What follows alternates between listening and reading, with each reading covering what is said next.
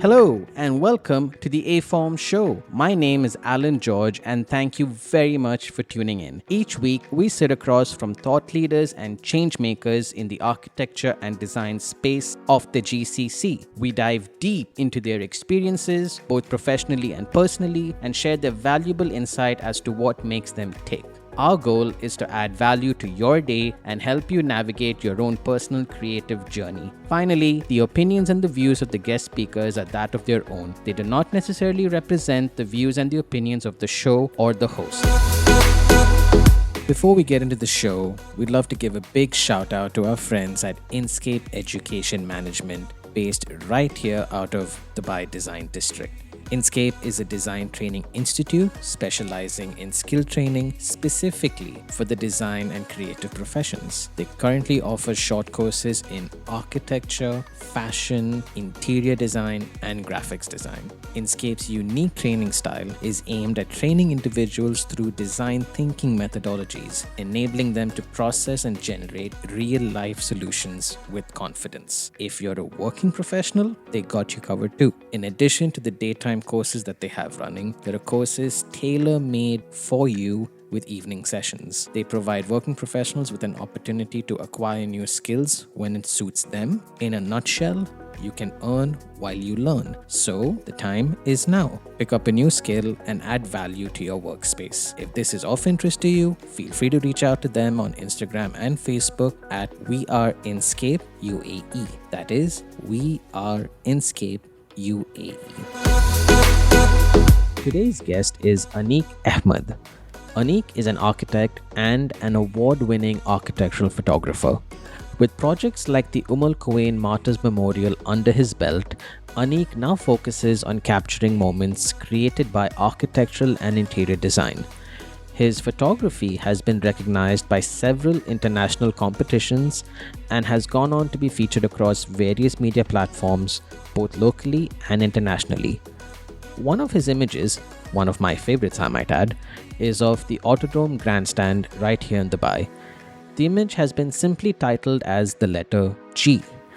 G went on to not only win awards, but be exhibited at the FotoLoft Gallery in Moscow and became part of the Moscow International Foto Awards back in 2015.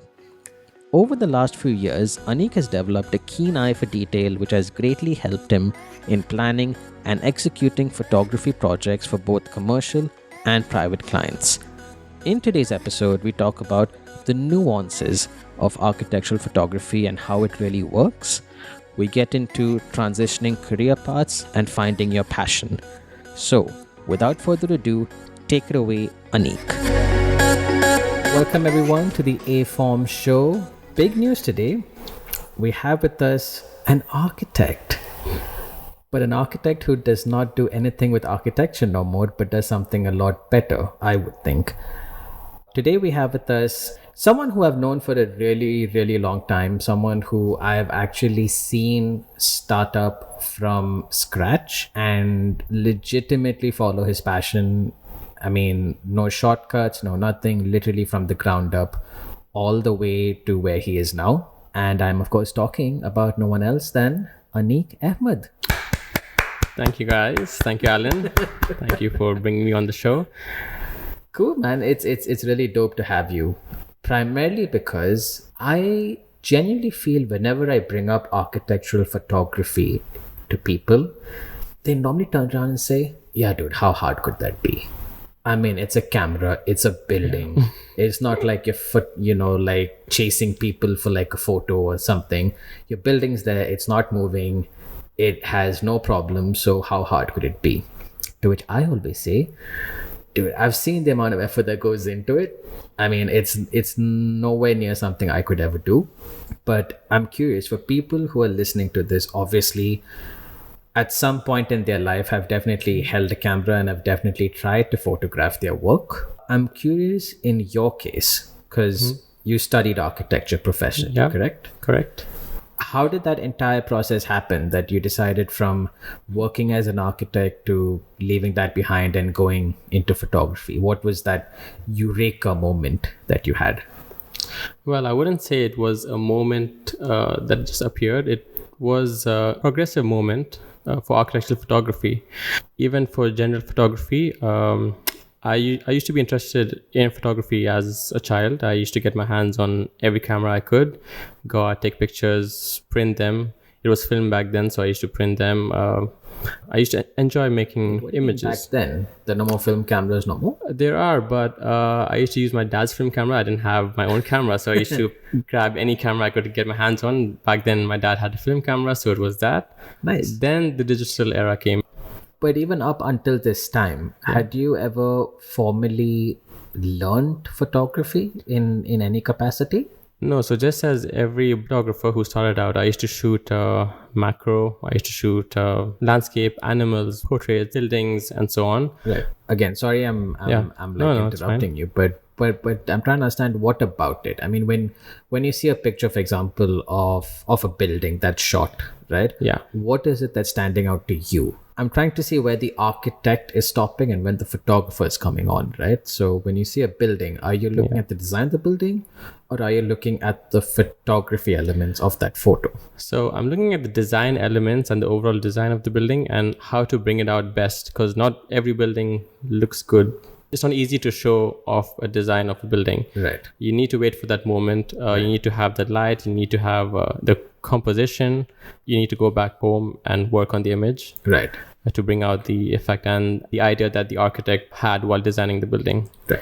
So normally when I shoot for architectures, I go with the architects and they give me a tour on the building and they explain to me what the idea was. Right. And I try to bring out the image, the story through the image I create. Cool. So you're in architecture school.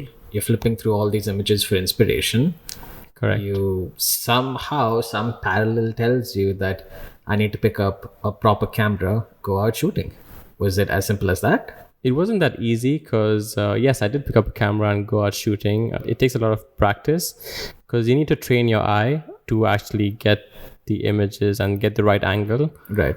Also, using the right lens plays an important part. But yeah, it took a while to get your eyes trained. And also, when I was in architecture school, you learn about visualization. You learn about getting your perspectives right, your 1 point, your 2 point perspectives. So that kind of also helped me to develop great images of buildings. Right. Yeah, that never occurred to me. There was such a parallel in between both of them, right? So if you see most architects, they pick up photography, most of them, and they are always interested in photography or some sort of photography. That's cool, man. Which was the first camera you ever had? Oh, the first camera you ever owned? The first camera I owned, it was the Nikon D5000. Okay. I won that through a photography competition. So prior to that, I was using a small digital camera, which was not mine. I had it on loan. So I used that. I took an image, and then there was a photography competition. I submitted that image to the competition, and it won. The winning prize was a brand new camera, DSLR camera. So that's when I started taking it seriously, because now I have a professional camera. Right. Well, a DSLR camera. It's a mid-level, but it's a DSLR camera. Right. It had interchangeable lenses, and I tried different genres. Because of architecture school, I went towards architectural photography and interiors. Which brings me to my next question. How different is regular photography? When I say regular photography, I'm talking about, like if you're walking on a street, you take a picture of a building, you take a picture of a person, whatever that you're experiencing as you're at that level. What's the difference between some kind of photography of that nature and architectural photography? For architectural photography, I would say you need to wait for the right moment. It's mainly crafting the story that you want to tell. Right. With that, you need to keep in mind also the angles you choose, the lighting. You need to wait for the right light, especially if you're shooting exteriors. It's not a matter of you just walking by and you take an image and you're done. Right. You got the shot. You need to wait for the right light. I mean, I'm trying to understand, does the time that you take for every photo vary from building to building? No, exterior. So for exterior images, I normally shoot during the blue hour, which is 10 minutes after sunset or before sunrise. So it's called the blue hour, but in this region, it lasts for a few minutes. If Wow. if you go to Europe, it lasts for about 2 hours, 3 hours, but here you only have a window of few minutes to get your shot right. It's when the sky goes dark, but the camera picks up the blues in the sky, and then your lights of your building turn on, and everything is in place for the image. It's exposed properly. So there's a lot of back end work, I imagine, that goes in for this. So normally when I take on an architectural shoot, I go for a recce before the shoot day with the client. I have a phone in my hand. We go create the shot list. We look at the images that need to be captured. I also see where I need to start with in respect to where the sun rises and the sun sets, because if I'm going to be shooting interiors, I need to shoot with good enough light that comes in. So I need to know which is the room I need to start with and where I need to end. So we do the recce. And then we go outdoor and we do the same recce there. We see which is the best angle to capture the east side or the west side, right, sunrise or sunset. So we have a whole day of planning before we actually go onto the shoot. Okay. And then the day of the shoot, it could change. Of course, as it does. If the weather, if there's clouds, if it's overcast, if it's rainy. So it does. And there are approvals and so on, which is on the side. How difficult or easy is that here in this region? Depends where the shoot is. If it's going to be in a development which belongs to a developer, it's a lengthy process. If it's a standalone building, you hardly need any approvals. Right. If it's in a locality like DIFC, then you need the management's approval to go ahead with the shoot. But normally it's just either a short process or a longer process. Interesting. Because I've actually always wondered about one particular photo you always take at the one particular time of the year. And I think you know which one I'm talking about. Oh, yeah. It's the New Year's. Yes. For those of you guys who haven't seen Anique's New Year's Eve shot, dude, like every year you think, oh, yeah, that's the best one I've seen so far. And then the next year you're like, yeah, dude, that's so much better than the previous year. And it just keeps getting better and better and better. I mean, the subject's the same, the material is the same. It's basically the Burj Khalifa with fireworks, essentially. But every year it just looks visually better and better and better. I'm curious to know, walk us through what the 31st of December looks like to you. All right, so I'll walk you through what happens before that. I have to chase down people and try to convince them to let me up on 31st and tell them that I'm going to give you the image to use for your use, but let me up there. Right. And this is what I do. And my images, these are my images. Right. And you will be happy. So that's before. And 31st December, I get to downtown around 4 p.m. Okay. All right. I have to park my car outside because if you park your car in downtown, you're going to reach home 4 a.m. So 4 p.m. park your car outside downtown, get to the tower around 7 p.m. When you say the tower, you're saying the tower where you're shooting the photo? The tower where I'm shooting, yeah. Because the tower where I have been shooting for the past few years, they lock the area down because it's only for families. So if I walk in with my bag and tripod, they ask me to leave. But yeah, so if I'm there before 7 p.m., I can access the road and go up to the tower. So I be there at 7 p.m. and you just wait for 5 hours.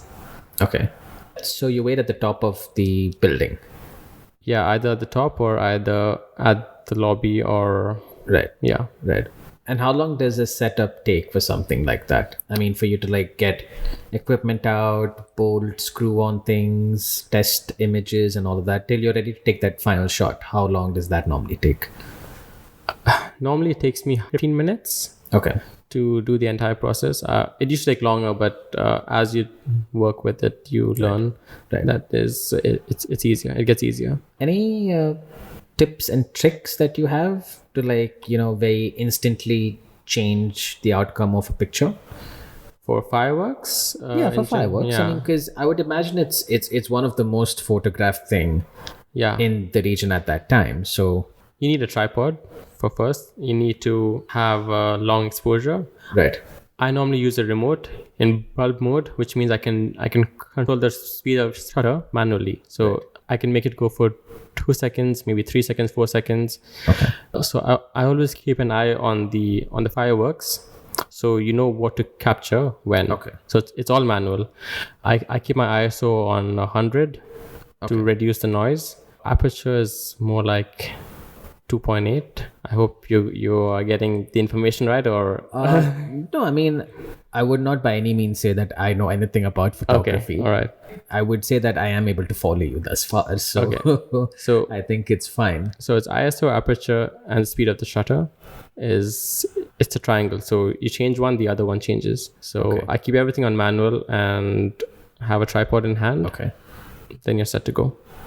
Would it be fair to say that, I mean, since again, going back to the earlier point where you've not had any formal education in photography, pretty much everything you know is self-learned or self-taught. True, self-taught, yeah. Right? And if that is the case, there must have been a lot of time that has gone into you, experimenting and seeing what works with what, and a lot of failures also, I would imagine. Yeah, for fireworks, a lot of times I came back with no result. Really? Yeah. So, but luckily, the first time I took the image of the fireworks, it's actually won an award. I don't know if you know about that. The Downtown Photography Award. Fireworks. It happened around 2011. Right. So that was the first time I had my tripod in hand, and I looked up something on YouTube, and I went and I shot images of fireworks. Nice. Not everything turned out pretty, but there was some good ones. Of course. And luckily the good one won a competition. Sweet. Nice. It seems like a really, really technical field that you're in. It doesn't seem like something which has a lot of, how should you say, a lot of room for creativity, if you may. What I'm trying to understand is essentially everyone takes a photo through a camera. True. Right? How creative can you get with the process? I mean, have you seen or do you recall anything wherein someone used a camera to take a photo, but it was done in an entirely unique way? I've seen people who do that, and I've done it myself. Like, the rules. So as long as you know the rules, it's okay to break them. Right. So your light's not good enough, but you still go out and shoot. Maybe you want to show it's a moody image, so you shoot it dark. Right. But normally, if you look at the technical aspects, it's underexposed. It's creativity, and you wanted to give that mood to the image. Right. So as long as you know the rules and you're breaking them intentionally, which I've done, I think it's fine. You don't have to go by the books. That's really interesting, man. What I'm thinking is, since there's so much back-end work that goes in to before you even take the picture, right? You have to do a recce and you have to put so much of your time, your man hours into the photo before it's even being clicked. Do you have a similar approach, a similar structured approach to your post-production? Meaning, once you take the picture, do you perhaps structure the way you take your picture knowing what's going to happen to it in post? That's a really good question.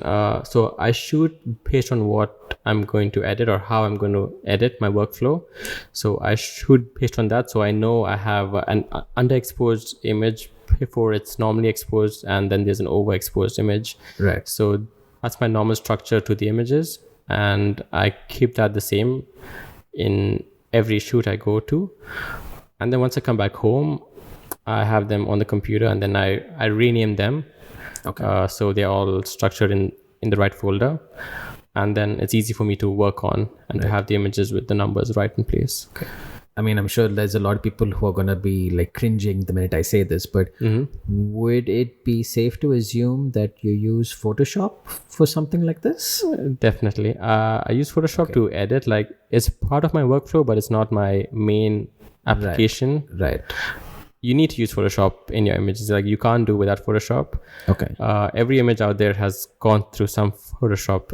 It's not like there's no Photoshop done, but the extent of it depends on your client or your creative brief. Right. Like, there's no end to Photoshop. You can manipulate the image. Right. And keep doing it so, and you might destroy it, or it might turn out good. But you need to have a limit as to how you use it. I remember there was this photographer friend of mine who used to always say that there's a very fine line between, you know, how much you use Photoshop, Yeah. but the best result you can hope for is when people can't tell if you've used it. Do you agree with that or no?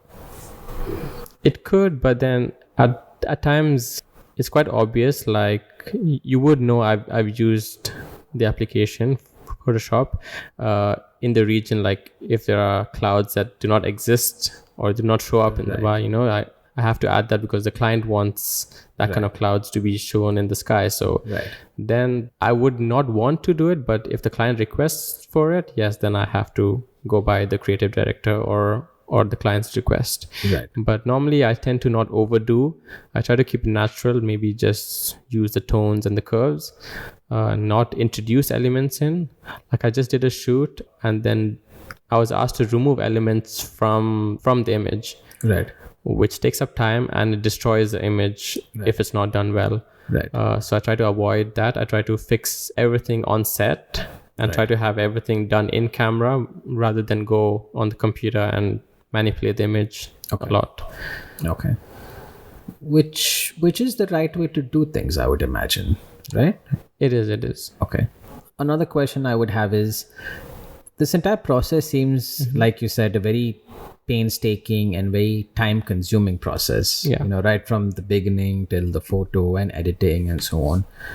At this point in your career, do you have a team around you that takes some of this, leaving you to just photograph, or do you still do it all yourself for quality control or whatever it may be? No, yeah, I do everything from start to finish to delivering the images. I do everything on my own, in-house.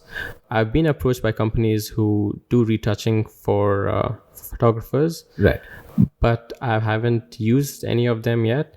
The reason being that I'm hired for my work and the style of images that I create, and I'm not so sure how others would match my style if I give my images out to them.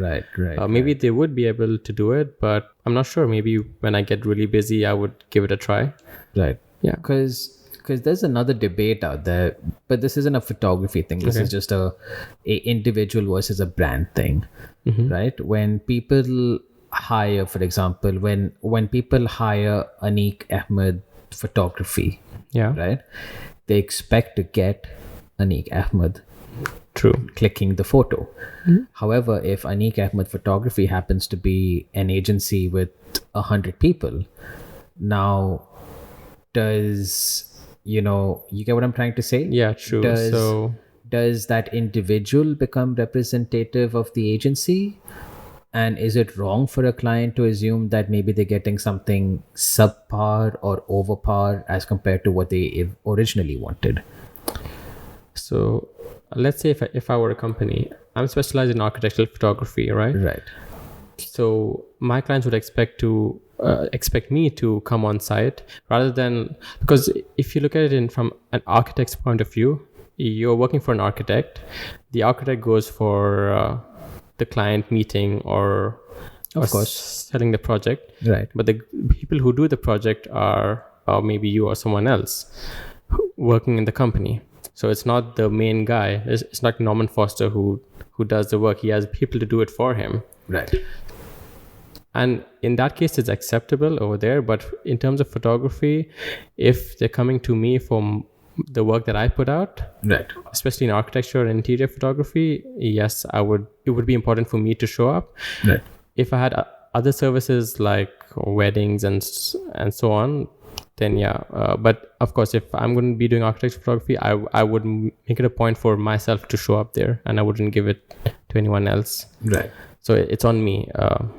Fair enough. I mean, there are different approaches, obviously, but it's nice to know that in a world of, for lack of a better word, I mean, like in a world of subcontracting where everything goes out to 10, different people.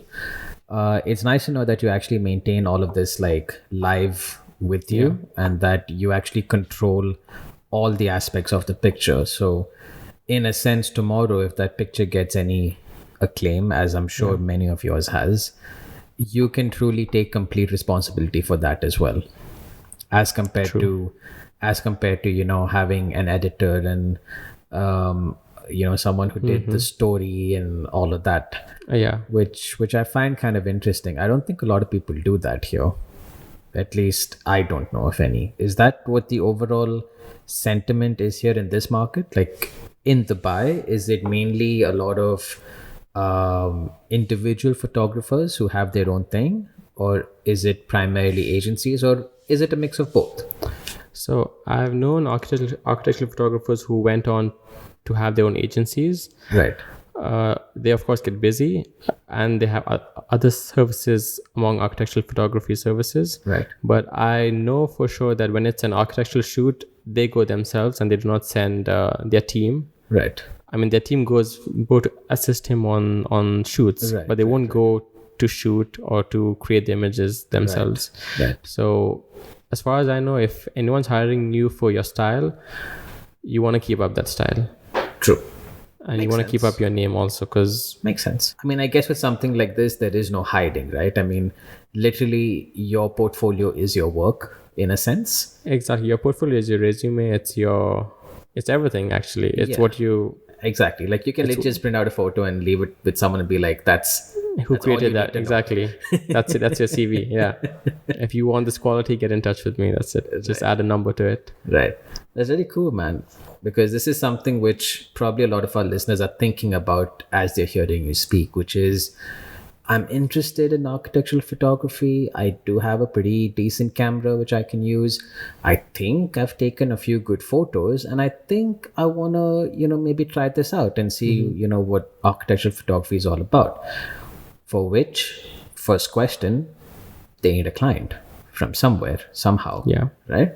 What was your first client like? How did that entire experience come about? And how did you grow from that client to where you are now? So I had a friend who was working as a graphic designer for a company. And I think you know who that friend is. Yeah. That's okay. And so he knew I was good in photography, and his client needed some images of the interior space of the office.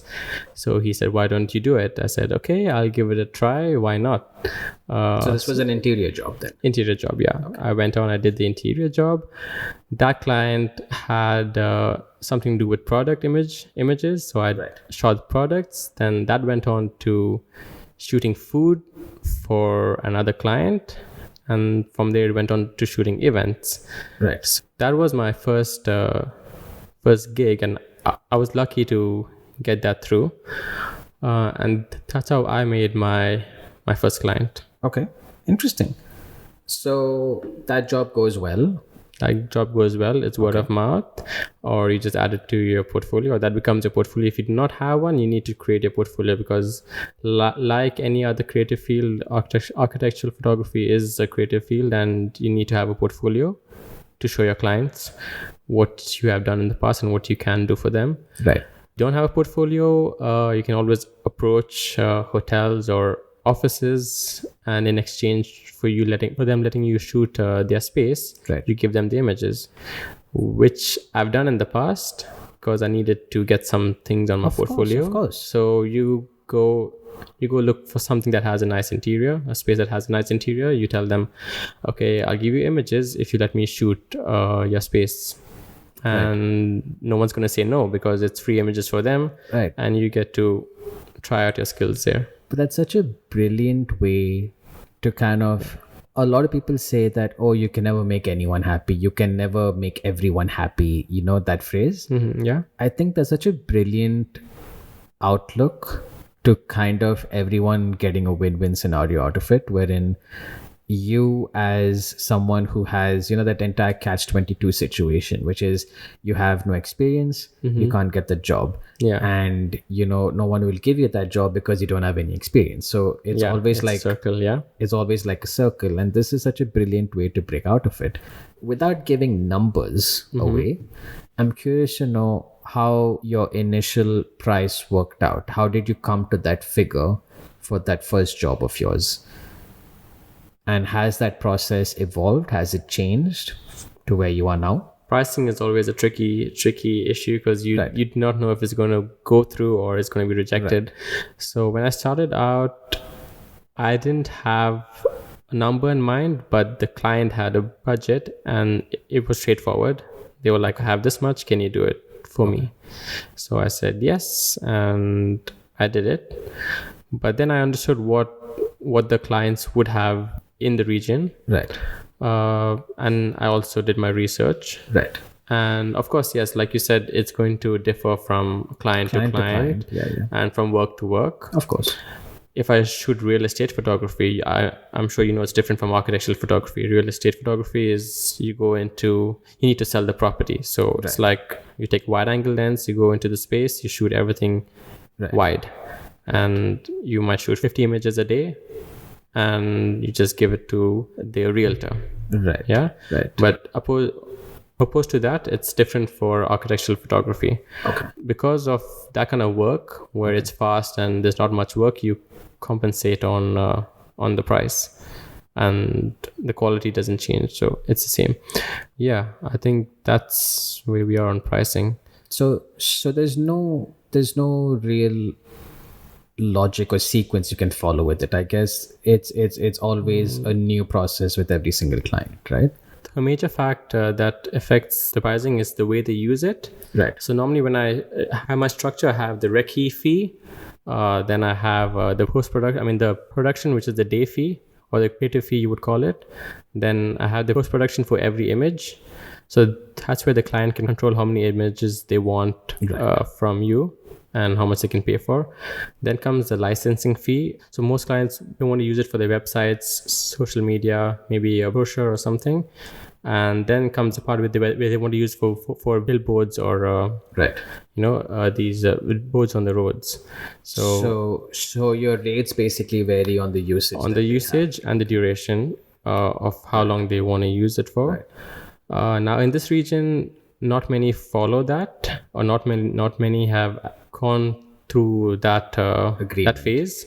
Like they haven't yet reached that level, like how it's in the US or in Europe. So it's quite new for them in this region, but they are learning it through agencies. So it's working out that way. Interesting. Cool. I think on that note, I think it's time to probably take a quick intermission. For all of you guys listening all the way till now, we really appreciate it, because these tend to get quite long, but I'm sure you can agree that there's definitely a lot of value for anyone who's interested in this particular topic. Stick around and we'll be right back after this short break. Thank you guys for listening to this episode thus far. It makes us really, really proud that we can add value to your commute, your drive, your workout, your design time, whatever it is that you may be doing, and keep you inspired. Our inspiration and passion is fueled by the amazing team over at the Orange Design Group.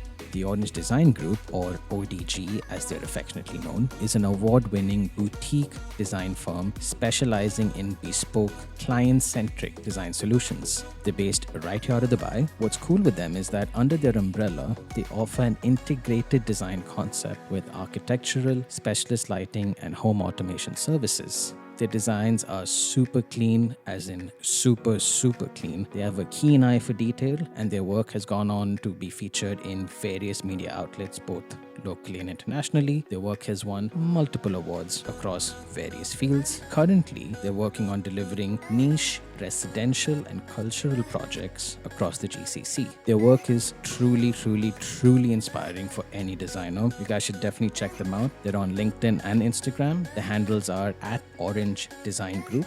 That is @Orange Design Group.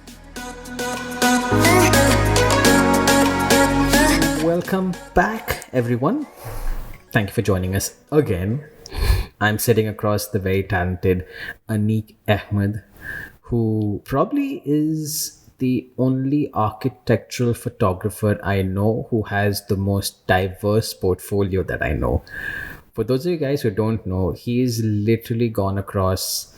You started with interior and then branched into? Yeah, I started with interiors and I started shooting products for the same client. That went on shooting events through word of mouth, and then food. So yeah, I started shooting And all then of that, through- and then came portraits for the same client. Okay. And yeah, so I tried all the genres, and And you landed on architectural photography, and that's what you've stuck with. so yeah, I landed on architectural photography. Interior would be with that, and food. I still shoot food because I like how creative you can get, and I shoot events. A thought that I had, since you're like practically a one-man army when it comes Yeah. to, shooting, how much gear do you have, or how much gear does one need for architectural photography? Because I've only ever seen photographers constantly carry around, big, bulky equipment, and normally require like 10 people following them with like further equipment. So how simple or not is your equipment? How portable is it?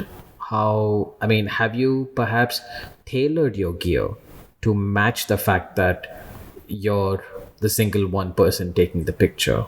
How is that worked out?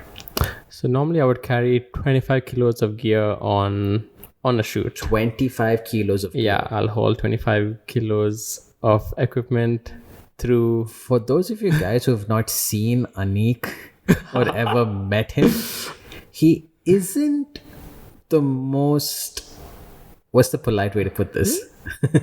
I don't know how polite that can be, but Let's just say that if there was a strong wind outside, Anique needs to be held down, or else That's he so might polite. just fly away. So for someone like that to carry 25 kilos, legit 25 kilos. yeah. But Wow. at times I try to get a trolley, so yeah, that's off my back. Yeah, fair enough. Yeah, but there's still, it's 25 moving kilos of gear. 25 kilos of gear around. Camera, lenses, extra bodies, accessories, lighting accessories, diffusers, tripods, stands, they all add up to the gear list. Okay. And does this vary if you're doing, say, an interior shoot versus an architectural shoot? Yes, if I'm doing an architectural shoot, it's more like if it's just exteriors, I actually do not need anything more than my tripod camera and my lens. Because I'm going to be shooting, I do not need lighting. I use ambient light for exterior photos. Right. For interiors, I tend to have lighting equipment that I carry along with me and move it through every set of the house. 90% of the time, you are moving things in an interior shoot. Right. You're moving furniture, you're moving accessories, you're moving your camera and your lighting Right. gear. So I tend to take about 10 to 12 images on an 8-hour shoot, interior shoot. So it's roughly about an hour per shot. Yes. As an average. Okay. Yes. And most of the time you're working with a stylist to make the space look more prettier. Accessories for the space, the furniture. You need to probably move a cushion or place a throw or accessories on the table. The stylist does all of that. So that takes time in addition to having the shot aligned. Right. This is actually really inspiring because this is really, I'm sure there are a few architects and designers who are listening to this right now who want to photograph their work, right? Yeah. Who probably, like myself, don't have a lot of knowledge of photography, even though you've kind of given us like, I would think this is like a foundation course of photography that I we hope just so. finished. I hope. But for those who want to get at least the basics, not to get into the advanced level of things, but understand basics of architectural photography, how do you recommend that they start? Is there anything, would you recommend a certain type of camera? Would you recommend any areas of Dubai that they can go shoot specific things, try out different settings in different areas? Anything that you would recommend that they can do on their own before going to something more formal? Well, of course, Dubai is a playground for architects and photographers. Gear-wise, I would say you could use anything like a mid-level camera, not too low because you'll find yourself wanting to upgrade easily. Lens-wise, I would keep it between 24 millimeters to 70 millimeters is what the standards are for architectural photography. If you want to go advanced, you get a tilt shift lens. So it lets you keep all your verticals vertical and not skewed. Right. Because normally if you use a lens, if you're trying to get the height of a building, you're going to tilt your camera upwards, and that's going to make your lines converge to the top. Right.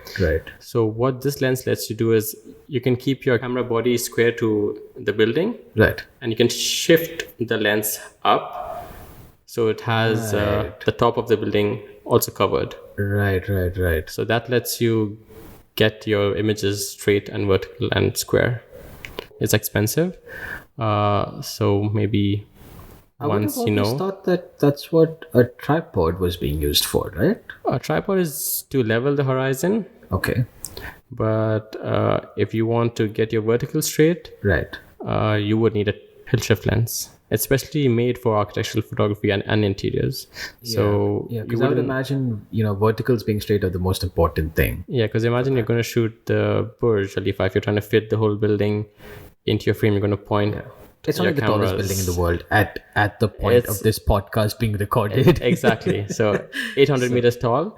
If you're going to trying to get that in your frame, you're going to point your camera upwards. Right. But with the tilt shift lens, of course, you need to leave some distance between the object and yourself.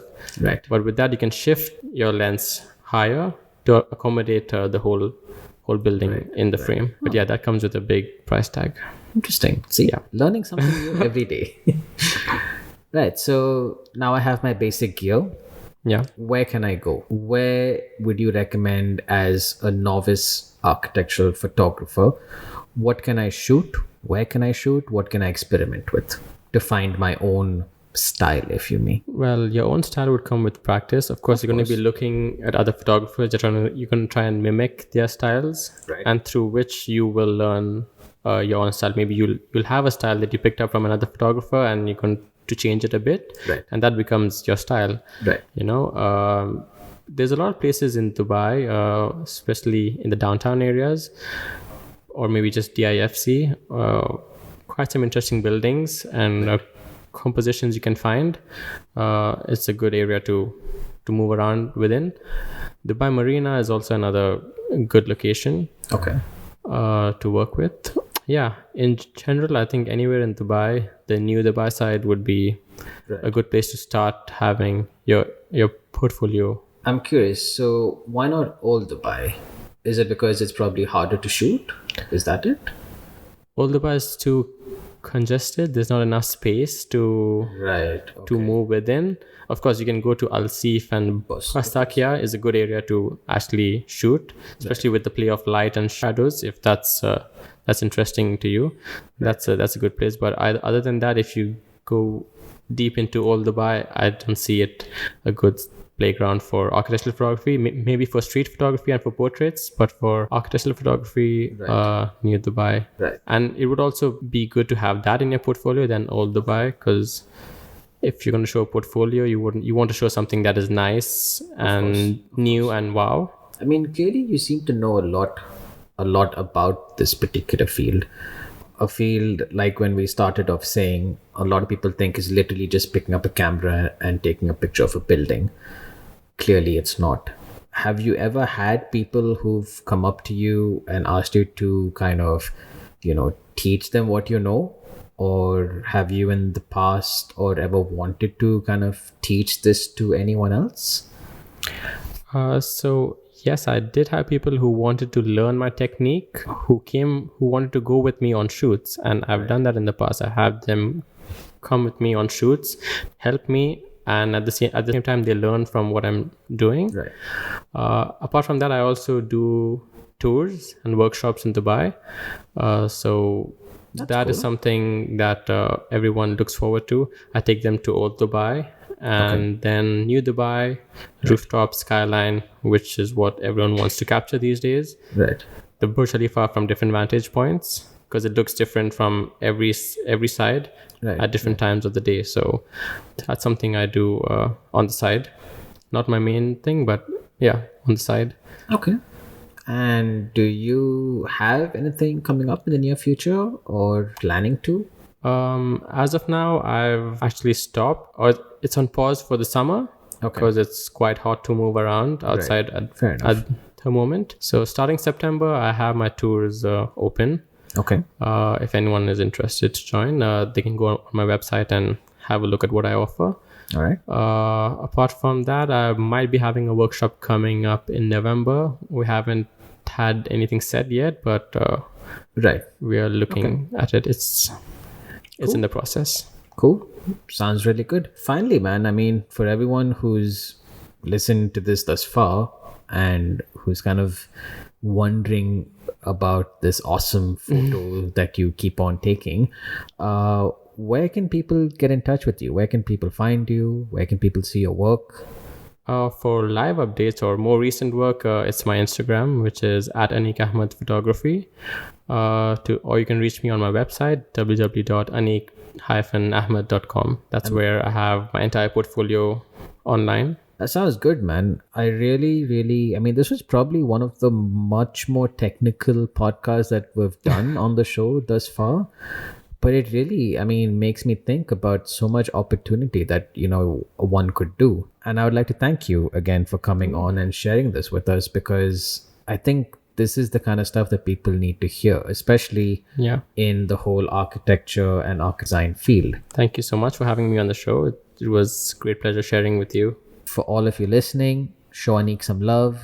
Visit Instagram. Follow, tag, everything, share, do all that good stuff that for real, check out his work. I guarantee you're not going to regret it. We'll see you guys next week. Over.